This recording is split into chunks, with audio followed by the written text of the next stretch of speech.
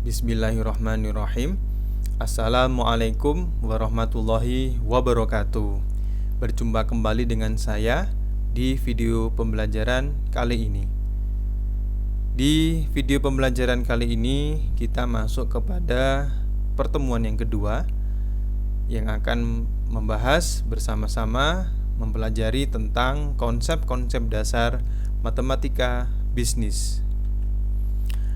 Nah, yang pertama kita akan belajar dan memahami tentang variabel, konstanta, koefisien, dan juga parameter. Oke, kita langsung saja bahwa penyederhanaan hubungan antara variabel-variabel ekonomi disebut dengan model ekonomi, ya. Sebagai konsep dasar di dalam memahami ekonomi, kita perlu mengetahui ya dan menjadikannya sebagai landasan mempelajari ekonomi melalui model-model yang berhubungan dengan ekonomi. Nah, model ekonomi berbentuk dengan model matematika yang terdiri atas sejumlah variabel, konstanta, koefisien dan atau parameter. Melalui pendekatan matematis, masalah atau pokok-pokok bahasan ekonomi dan bisnis yang kompleks dapat diuraikan dengan lebih sederhana. Variabel adalah sesuatu yang nilainya dapat berubah-ubah dalam suatu masalah tertentu. Variabel dalam matematika murni disimbolkan dengan huruf X, Y, dan juga Z, ya. Ini adalah huruf 3 terakhir di dalam abjad, ya, abjad perhurufan. Nah, kemudian variabel dalam matematika terapan, utamanya dalam dunia bisnis dan ekonomi. Di sini ada price, ya, disimbolkan dengan huruf P, kemudian quantity disimbolkan dengan huruf Q. Ada juga Dumairi yang memberikan penambahan, ya, pengetahuan. Di sini diistilahkan harga per unit disimbolkan dengan HPU, ya. Jumlah yang diminta disimbolkan dengan JYD. Dan juga sebagainya. Ada cost, revenue, investment dan juga interest rate. Variabel dalam model ekonomi terdiri dari dua jenis, yaitu variabel eksogen adalah variabel yang dianggap memiliki pengaruh terhadap variabel yang lainnya. Kemudian variabel endogen adalah variabel yang dianggap dipengaruhi oleh variabel lainnya. Contohnya, nah di sini ada sebuah kalimat, ya. Harga tandan buah segar atau TBS kelapa sawit di Sumatera Tengah tergantung pada keadaan iklim di daerah perkebunan kelapa sawit di Sumatera Tengah. Nah, kita lihat mana yang termasuk variabel eksogen dan mana yang termasuk variabel endogen, ya. Bahwa iklim adalah variabel eksogen. Karena apa? Karena memiliki pengaruh terhadap variabel lainnya, ya. Sedangkan harga TBS kelapa sawit adalah variabel endogen karena perubahannya dipengaruhi oleh variabel lainnya, yaitu iklim, ya. Nah, jelas, ya. Oke, kita lanjutkan. Nah, selanjutnya kita coba lihat di matematika, ya. Pada model matematika, di sini ada sebuah persamaan 5x dikurangi dengan 3. Bahwa yang termasuk dengan variabel adalah x, ya. Huruf x ini termasuk dengan variabel. Ya, ini sesuatu yang nilainya dapat berubah-ubah dalam suatu masalah tertentu. Nah, kemudian huruf 5 ini termasuk dengan nilai angka 3 termasuk dengan konstanta, ya. Apa itu konstanta? Suatu bilangan nyata tunggal yang nilainya tidak berubah-ubah dalam suatu masalah tertentu. Sedangkan koefisien disimbolkan, ya, termasuk pada angka 5 ini. Koefisien adalah angka pengali terhadap variabelnya. Kalau di sini dicontohkan 5x, ada juga di beberapa model, ya, 5c, 4p atau 0,3c, ya. Nah, di sini gambaran letak daripada variabel, konstanta dan juga koefisien pada persamaan. Nah, selanjutnya persamaan dan pertidaksamaan. Masing-masing variabel dapat berdiri sendiri atau digabungkan dengan variabel lainnya melalui suatu persamaan dan pertidaksamaan. Untuk persamaan adalah pernyataan bahwa dua lambang adalah sama. Maaf, ini koreksi ya. Yang betul adalah lambang. Kemudian disimbolkan dengan tanda sama dengan ya. Sehingga dibaca atau dalam hal ini dibaca sama dengan ya simbolnya ini. Kemudian pertidaksamaan adalah suatu pernyataan yang menyatakan bahwa dua lambang, maaf ini koreksi juga, adalah tidak sama ya. Disimbolkan dengan tanda kurang dari ya. Atau dibaca lebih kecil dari ya. Dan juga ada simbol kebalikannya ya, yakni yang dibaca dengan lebih besar dari. Nah, tentu ini sudah tidak asing lagi. Jadi kita di pertemuan kedua ini ya, kita recalling kembali atas apa-apa materi yang kita dapatkan ya di jenjang aliyah maupun di jenjang sanawiyah yang sudah kita dapatkan sebelumnya. Oke, kita lanjutkan. Nah, di dalam matematika bisnis dan ekonomi terdapat 3 macam persamaan ya, yaitu persamaan definisi, persamaan perilaku, dan persamaan kondisi keseimbangan. Untuk lebih jelasnya, mari kita simak video berikut ini. Saya lanjutkan. Kita masuk kepada jenis persamaan. Yang pertama, persamaan definisi.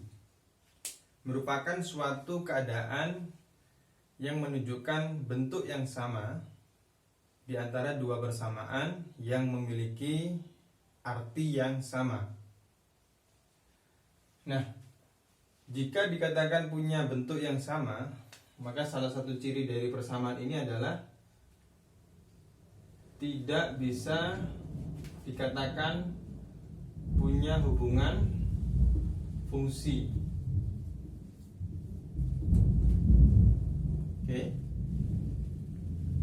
Nah, kita coba lihat di sini ada rumus pendapatan nasional ya. Persamaannya gross national product sama dengan konsumsi ditambah dengan investasi ditambah dengan pengeluaran pemerintah ditambah dengan ekspor bersih ya. Ekspor bersih itu ekspor dikurangi dengan impor. Yang dimaksud dengan bentuk yang sama adalah sebelah kanan ruas sama dengan, jika dijumlah dengan 1000 maka pasti punya kesamaan dengan sebelah kiri ruas sama dengan ditambah dengan 1000. Inilah yang dimaksud dengan punya bentuk yang sama. Hanya punya bentuk kesamaan saja. Yang kedua, persamaan perilaku ya. Atau kalau di bahasa Inggris kan behavioral equation. Adalah suatu persamaan yang menunjukkan bahwa perubahan perilaku sebagai akibat perubahan perilaku variabel lainnya yang masih punya hubungan. Oke. Di persamaan perilaku ini terbagi menjadi dua. Yang pertama perilaku manusia, yang kedua perilaku non manusia. Untuk perilaku manusia, seperti contoh perubahan perilaku konsumsi secara keseluruhan sebagai akibat perubahan pendapatan nasional. Untuk yang kedua, perilaku non manusia, contohnya perubahan total biaya produksi perusahaan sebagai akibat perubahan jumlah unit produksi perusahaan tersebut ya. Nah, untuk lebih jelasnya kita lihat ini ada dua persamaan ya. TC adalah total cost, Q adalah quantity. Bahwa TC kita tahu rumusnya adalah fixed cost ditambah dengan variable cost ya. Biaya tetap ditambah dengan biaya variabel. Untuk persamaan yang pertama, biaya tetapnya adalah 150. Persamaan yang kedua, biaya tetapnya adalah 100. Jelas ya perbedaannya, lebih besar yang persamaan pertama. Yang kedua, di sebelah kanannya, biaya variabel meningkat secara konstan sebesar 25 apabila terjadi pertambahan satu jumlah unit produksi ya, atau satu unit produksi Q. Persamaan yang kedua, biaya variabel meningkat secara progresif ya, apabila terjadi penambahan satu unit produksi. Nah, oleh karena itu di sini bisa dikatakan punya hubungan fungsional. Namun tidak punya kesamaan. Ya. Jadi berbeda dengan persamaan definisi ya. Ini kebalikannya. Oke? Jelas ya? Yang ketiga adalah kondisi keseimbangan. Suatu yang menggambarkan mencapai prasyarat keseimbangan sekalipun tidak bisa memenuhi definisi keseimbangan pada umumnya ya. Dalam arti sebelah kiri ruas sama dengan harus memiliki kesamaan dengan sebelah kanan ruas sama dengan. Nah, di sini ada dua model. Yang pertama model kondisi keseimbangan pasar. Yang kedua model kondisi keseimbangan pendapatan nasional. Dikatakan QD sama dengan QS. QD adalah jumlah yang diterima sama dengan jumlah yang ditawarkan. Ya. Model yang kedua, tabungan sama dengan investasi. Selanjutnya sistem bilangan nyata. Ya, untuk bilangan kita sudah pernah mendapatkan ya, baik pengertian. Pada intinya bilangan yang berisikan dengan angka-angka.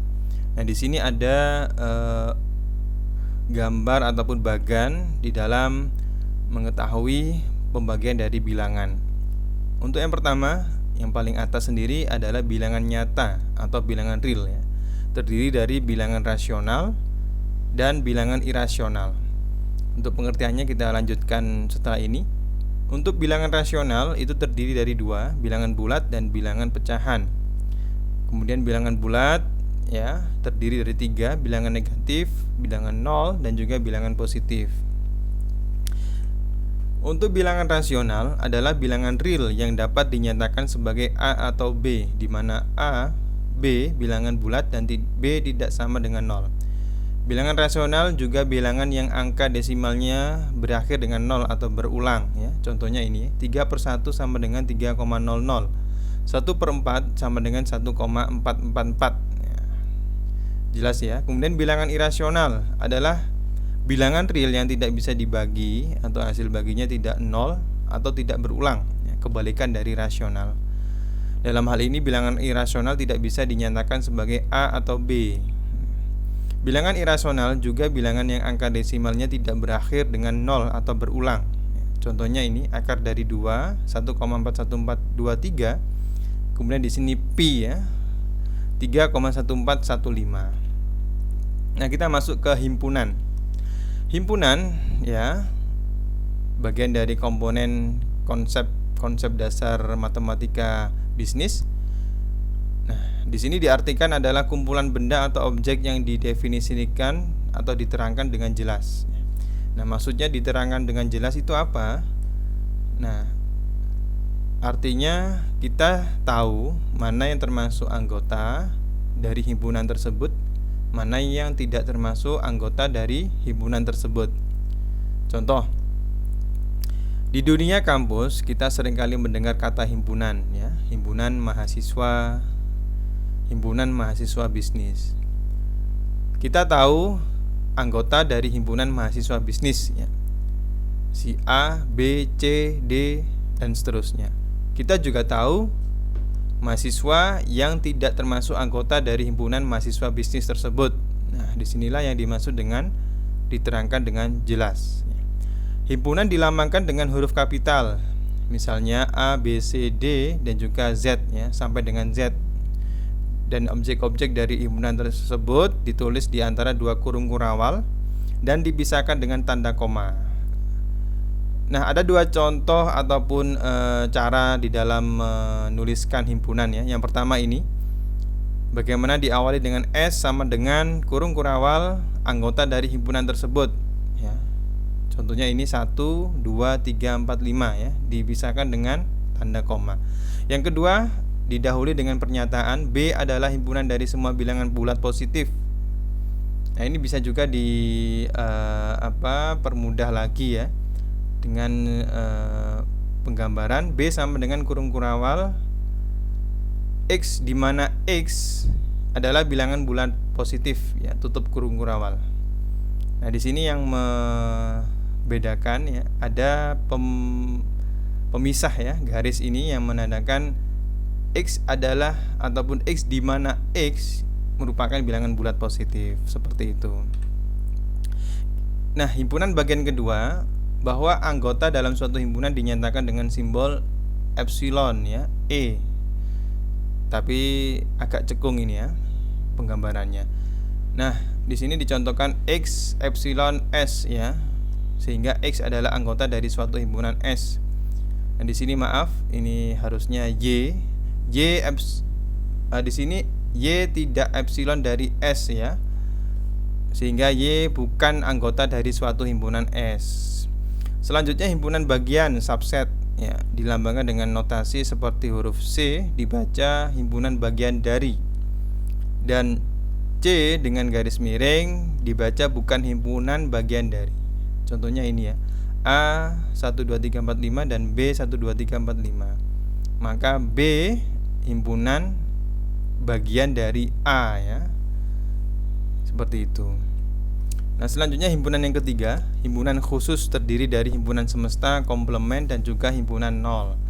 Himpunan semesta atau universal adalah himpunan yang berisikan semua elemen-elemen yang sesuai untuk suatu masalah tertentu, dilambangkan dengan huruf U ya.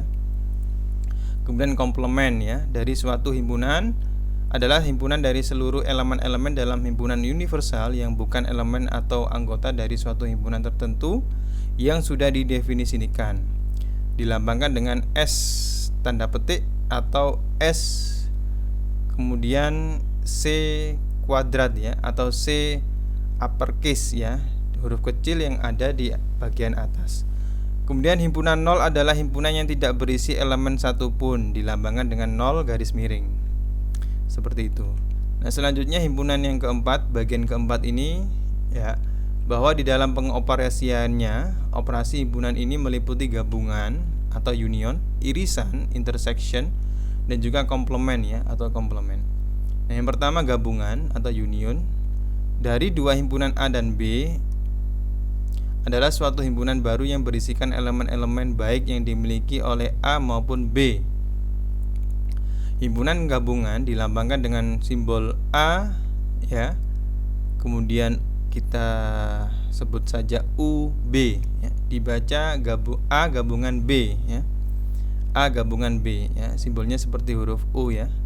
Kemudian di sini dicontohkan bagaimana A himpunan ya, himpunan A terdiri dari 1 3 5 7, B 2 4 6 8. Maka A gabungan B yakni 1 2 3 4 5 6 7 8 ya.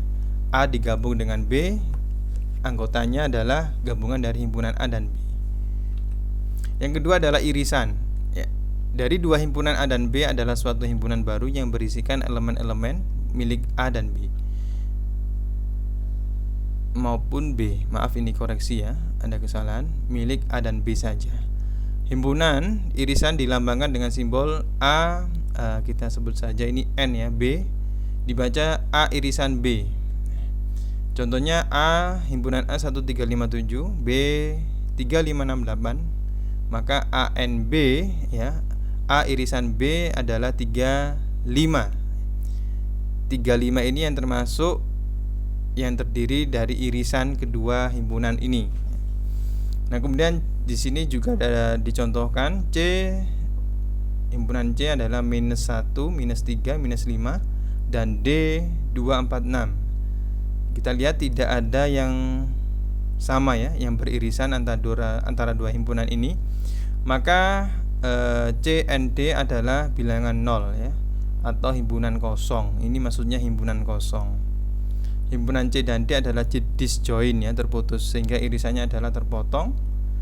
Yang disebut dengan disjoint adalah hubungan dua himpunan yang masing-masing elemennya tidak sama.